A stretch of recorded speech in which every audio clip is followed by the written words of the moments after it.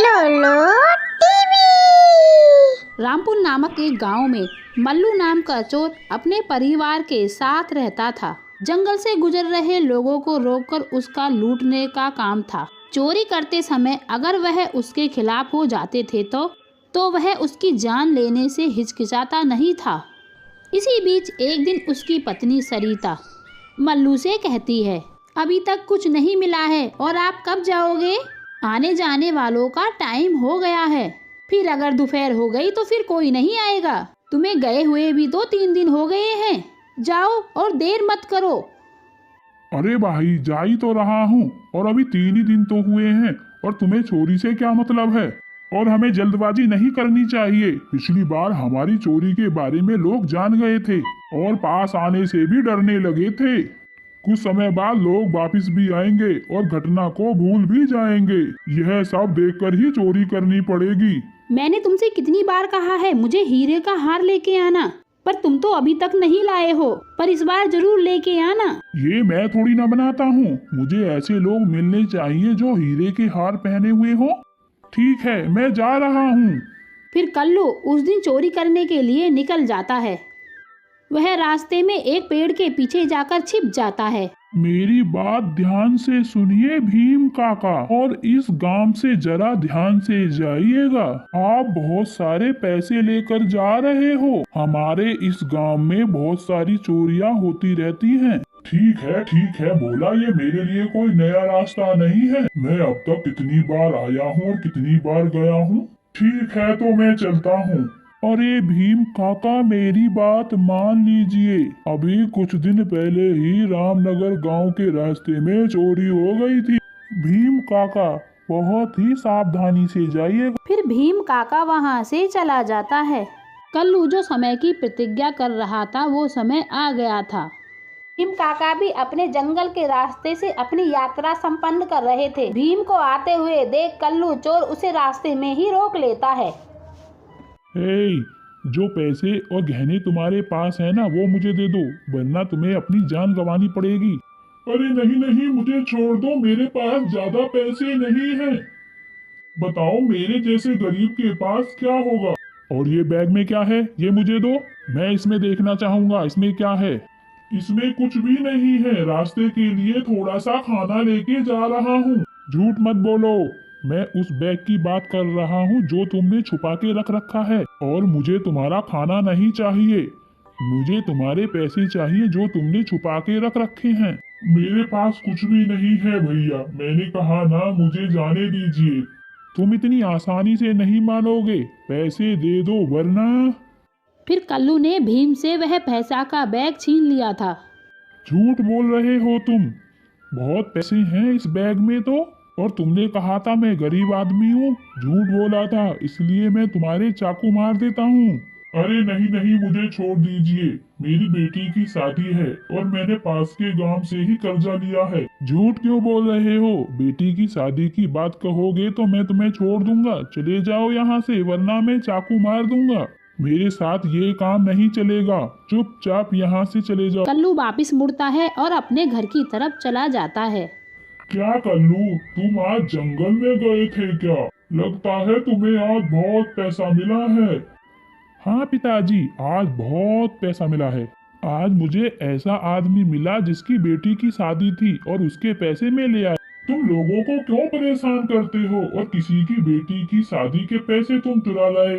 ये तो बहुत ही बुरी बात है। जब तुमने मुझे यह शिक्षा दी थी जब बुरी बात नहीं थी। जब आप चोरी करते हैं क्या आप दोषी महसूस नहीं करते हो? और अब आए मुझे सबक सिखाने। जाइए और अपना काम कीजिए। मुझे इस बात का पछतावा हुआ, तभी तो मैंने ये काम छोड़ दिया।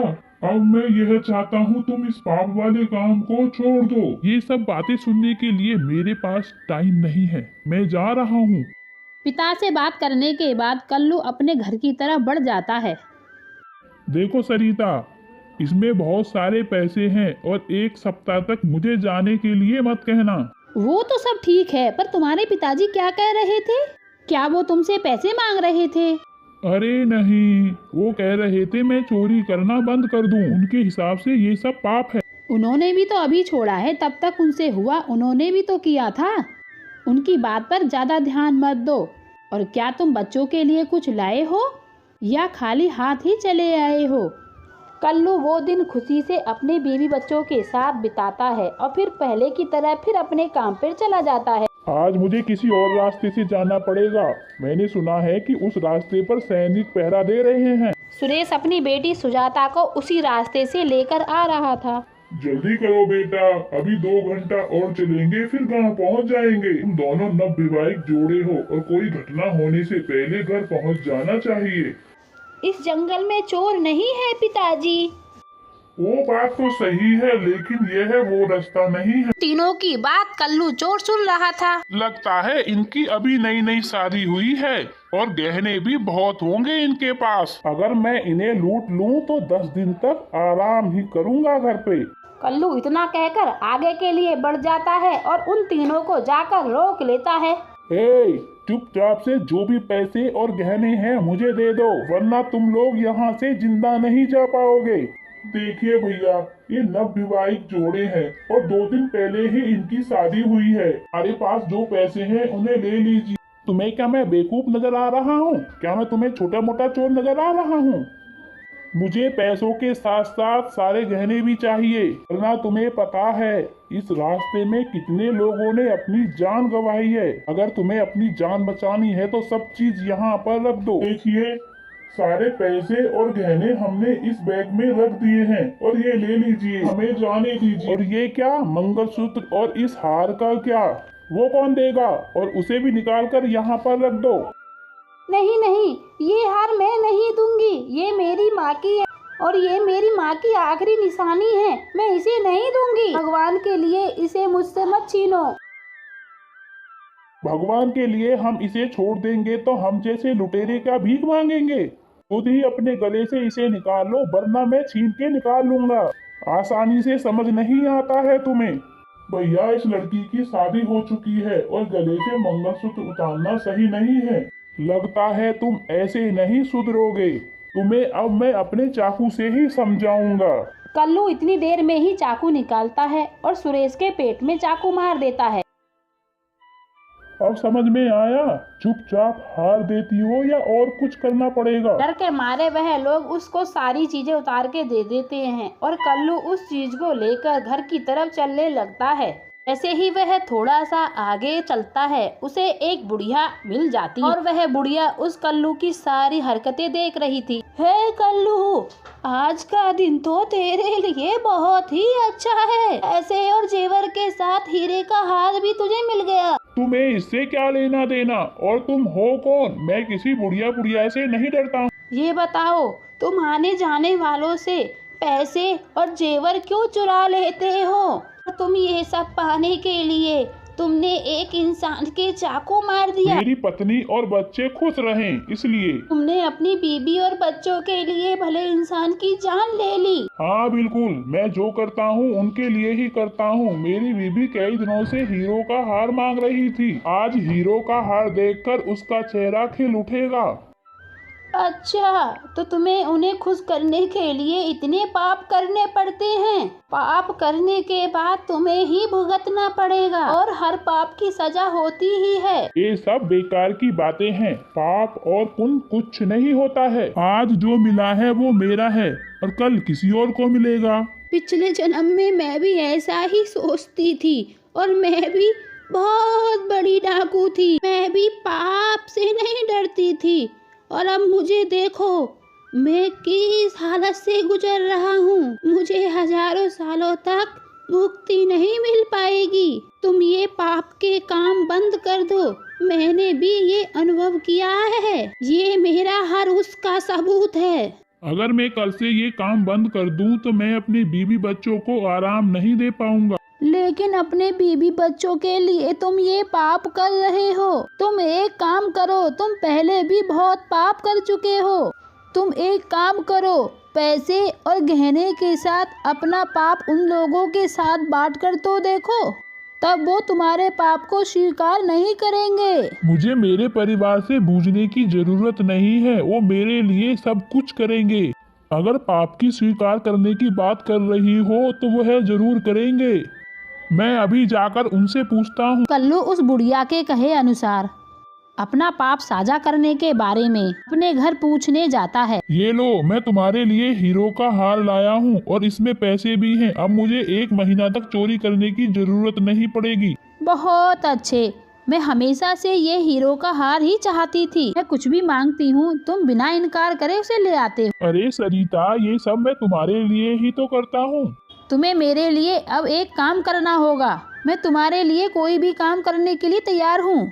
ये सब लाने के लिए मुझे बहुत पाप करना पड़ता है। अब आज मैंने एक आदमी की जान भी ले ली, तब जाके तुम्हारे लिए मैं हार भी ला पाया हूँ। मैंने तुम लोगों के लिए बहुत ही पाप किए हैं। अब इस पाप को तुम मेरे साथ साझा करना चाहोगी? ये क्या कह रहे हो? हम जो भी मांगे आपकी जिम्मेदारी होती है उसे लाने के लिए। मुझे कोई परवाह नहीं है तुमने इसे चुराया है या कड़ी मेहनत करके लाए हो। सभी पाप तो तुमने किए हैं, अब ये पाप मेरे सर साझा करना चाहते हो? ये नहीं हो सकता है, मुझे ये सारे पाप नहीं चाहिए। मैं नरक में नहीं जाऊंगी क्योंकि नरक में बहुत ही कठोर सजा मिलती है और तुमने जो पाप किए हैं ना वो सब तुम्हारे होंगे, उसमें कोई भी साझा नहीं होगा। क्या हम लोग नहीं चाहते हैं कि तुम एक अच्छा काम करो? यह सब सुनकर कल्लू चोर उसी बुढ़िया के पास चला जाता है। आओ कल्लू, बहुत जल्दी वापस आ गए। क्या आपने सारे पापों को उन्हें हिस्सेदार बना दिया? मैं तुम्हारी बात को समझ गया हूँ। वो मेरे पाप को साझा करने के लिए तैयार ही नहीं है। वो कह रहे हैं ना, ये तो सब मेरी जिम्मेदारी है। मैंने तुमसे पहले ही बोला था ना, इस पाप को साझा करने के लिए कोई भी तैयार नहीं होता है। पर इन पापों से तो अम्मा मुझे कभी भी मुक्ति नहीं मिल पाएगी। अब तुम ही कोई रास्ता बताओ।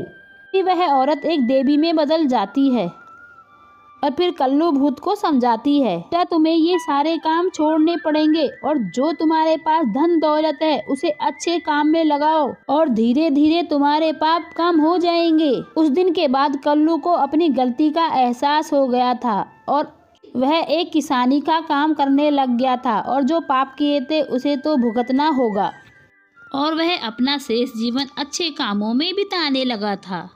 तो फ्रेंड्स, हमारी कहानी कैसी लगी? अगर अच्छी लगी हो तो लाइक कर दिया करो, कमेंट कर दिया करो और सब्सक्राइब करना बिल्कुल मत भूलना। बाय बाय दोस्तों।